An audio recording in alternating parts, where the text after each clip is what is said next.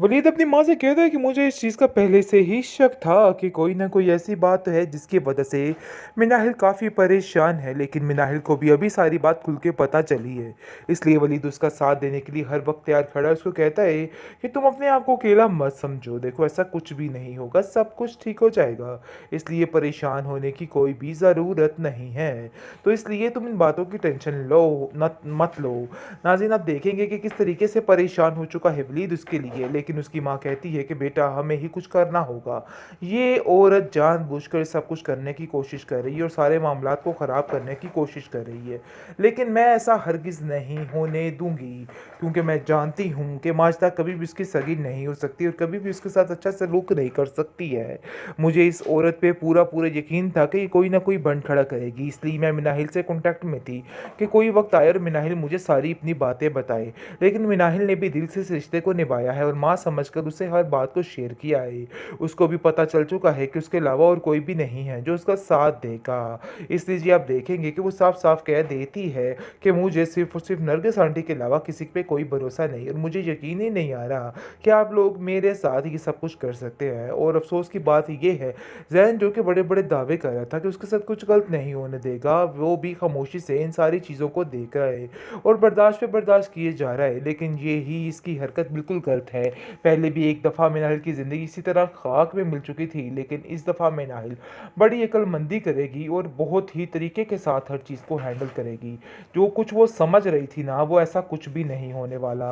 हर चीज़ ठीक हो जाएगी और टेंशन फ्री हो जाएगी मिनाहिल भी, क्योंकि अब जाकर वलीद एक पल के लिए भी चुप नहीं रहेगा, बल्कि आके वावेला मचा देगा और कहेगा कि आप लोगों को मैं ये सब कुछ नहीं करने दूंगा, चाहे जो मर्जी हो जाए। आप लोगों ने जो करना था सो कर लिया, लेकिन अब ऐसा कुछ भी नहीं होगा। तीन औरत है और वही सब कुछ कर सकती है, लेकिन ये उसकी बहुत बड़ी बेवकूफ़ी है। मिनाहिल ये सारी बात कर देती है नरगिस से, और नरगिस कभी भी इस बात के लिए हामी नहीं भरेगी, बल्कि ऐन मौके पर आकर माजदा की ऐसी चित्रोल लगाएगी कि माजरा याद रखेगी, जो समझ रही है कि वो सारा कुछ ठीक कर रही है, लेकिन वो नहीं जानती कि मिनाहिल की ज़िंदगी से इस तरह खेलना उसके लिए बिल्कुल भी सेफ़ नहीं है और कोई भी ये सब कुछ नहीं कर सकता है। इस बात की टेंशन उसको बहुत परेशान करती है। माजदा कहती है कि अरे भाई देखो, अगर कोई ऐसी बात हो भी गई है तो अपने ऊपर थोड़ा सा कंट्रोल कर लो। ये सारी हरकतें तुम्हें ज़ेब नहीं देती। ये देखो कि तुम्हारा क्या हाल है, तुम्हारी भी तो पहले शादी हुई थी ना। अगर तुम इस बात को नज़रअंदाज करोगी तो फिर ही तुम्हारा घर बस सकेगा, वरना अब तो तुम्हें वलीद नहीं मिल सकता। ये बात तो तुम्हें बड़े अच्छे तरीके से पता है। जिस पर वो कहती है कि मैं वलीद की बात नहीं कर रही, आखिर आप कैसे इतनी बड़ी धोखेबाजी का मुझे शिकार कर सकती हैं, हर चीज़ को जानते बूझते ये सारा मामला कैसे ख़राब कर सकती हैं, मुझे तो कुछ समझ नहीं आ रही है।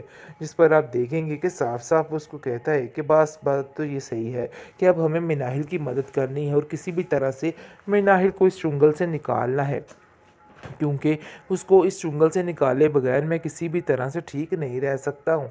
और वो बड़े अच्छे तरीके से जान चुका है कि आखिर ये मामला है क्या। जिस पर वो मिनाहिल को कॉल करके साफ साफ कह देता है कि तुम तैयार हो जाओ, मैं तुम्हें यहाँ से लेने के लिए आ रहा हूँ। जिस पर मिनाहिल कहती है कि आपके घर के भी अजीब मसले हैं, आपको पता तो है कि सबा कितनी चिढ़ खाती है मुझसे, आखिर कैसे वो मुझे यहाँ पे बर्दाश्त करेगी, मुझे तो खुद कुछ समझ नहीं आ रही है।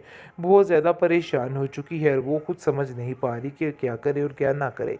लेकिन वलीद कोई ना कोई रास्ता ज़रूर निकालेगा और उसको इस चुंगल से निकाल ही देगा, क्योंकि नरगिस भी काफ़ी परेशान हो चुकी है और चाहती है कि बस जितनी जल्दी हो सके उसकी बेटी सीधे तरीके से उसके पास उसके घर आ जाए। बाबर की धोखेबाजी अब जाकर मिनाहिल ने अपने कानों से सुन ली है, और वो सुनकर इतनी बड़ी बात को नज़रअंदाज नहीं कर पा रही, क्योंकि वो जान चुकी है कि किस कदर संगदिल इंसान है और क्या कुछ कर सकता है, जिसकी वजह से वो काफ़ी परेशान हो जाती है। और परेशानी के आलम में उसको कुछ समझ नहीं आती सिवाय नरगिस और वलीद के। उसको दूर दूर तक अपना कोई खैर ख्वाह नज़र नहीं आ रहा है, क्योंकि वो जानती है कि यही दोनों वो लोग हैं जो इसके लिए वाह आवाज़ उठाएंगे और कुछ करेंगे, वो सारा माजरा नरगिस के कानों तक पहुंचा देती है। पहले तो वो उससे बात करती है और ज़ारो कतार रोने लग जाती है, जिसको सुनकर वो कहती है कि अरे बेटा, तुम्हें आखिर क्या हो गया? मैंने तो तुम्हें ऐसा कभी नहीं देखा। मुझे साफ साफ बताओ कि आखिर हुआ क्या है? जिसको सुनकर वो कहती है कि भाई, आप नहीं जानती हैं कि ये मेरे चेहरे की हंसी हंसी नहीं है, बल्कि अंदर में कितने ही दुख चुके हैं। आपको आखिर क्या पता हो? मैंने तो आपको कभी बताने की जहमत नहीं की, लेकिन मैंने अपने कानों से ये सारी बातें सुनी है और मुझे पता चल चुका है कि मेरे साथ क्या होने वाला है। आपको शायद समझ नहीं आ रही, लेकिन ये लोग बहुत जालिम हैं और ये अपनी आई के लिए कुछ भी कर सकते हैं। मैंने इन लोगों को बारहा सुना, लेकिन इसके बावजूद इन लोगों पर कोई भी, यानी कि ये लोग जानते हैं बड़े अच्छे तरीके से कि बाबर किस किस्म का इंसान है, लेकिन अफसोस की बात यह है कि ये लोग फिर भी ये रिश्ता करने पर आमादा हैं और इन लोगों को कोई फ़र्क नहीं पड़ता है। ज़ैन भी उन लोगों के साथ ही मिला हुआ है और अपनी माँ की हाँ में हाँ मिला रहा है। लेकिन जी, आप देखेंगे कि ज़ारा कहती है कि तुम्हारे साथ तो बहुत ही बेहतर हो रहा है और यही सब कुछ होना चाहिए था। भाई माँ जी, यही डिज़र्व करती थी ये लड़की और इसके साथ ये सब कुछ ही होना चाहिए था।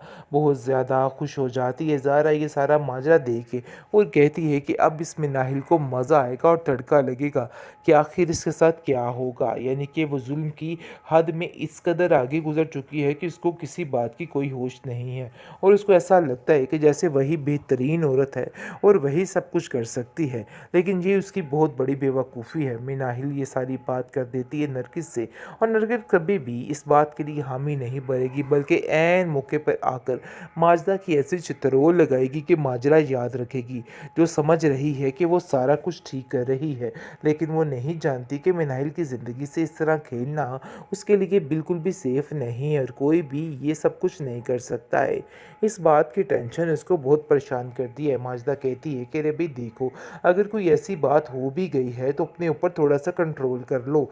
ये सारी हरकतें तुम्हें ज़ेब नहीं देती। ये देखो कि तुम्हारा क्या हाल है, तुम्हारी भी तो पहले शादी हुई थी ना। अगर तुम इस बात को नज़रअंदाज करोगी तो फिर ही तुम्हारा घर बस सकेगा, वरना अब तो तुम्हें वलीद नहीं मिल सकता। ये बात तो तुम्हें बड़े अच्छे तरीके से पता है। जिस पर वो कहती है कि मैं वलीद की बात नहीं कर रही। आखिर आप कैसे इतनी बड़ी धोखेबाजी का मुझे शिकार कर सकती हैं? हर चीज़ को जानते बूझते ये सारा मामला कैसे ख़राब कर सकती हैं? मुझे तो कुछ समझ नहीं आ रही है। जिस पर आप देखेंगे कि साफ साफ उसको कहता है कि बस बात तो ये सही है कि अब हमें मिनाहिल की मदद करनी है और किसी भी तरह से मिनाहिल को इस चुंगल से निकालना है, क्योंकि उसको इस चुंगल से निकाले बगैर मैं किसी भी तरह से ठीक नहीं रह सकता हूँ।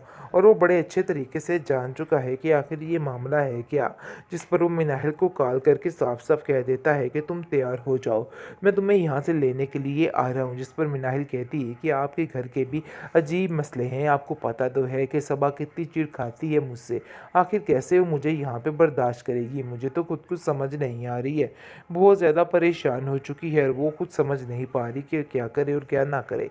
लेकिन वलीद कोई ना कोई रास्ता ज़रूर निकालेगा और उसको इस चुंगल से निकाल ही देगा, क्योंकि नरगिस भी काफ़ी परेशान हो चुकी है और चाहती है कि बस जितनी जल्दी हो सके उसकी बेटी सीधे तरीके से उसके पास उसके घर आ जाए।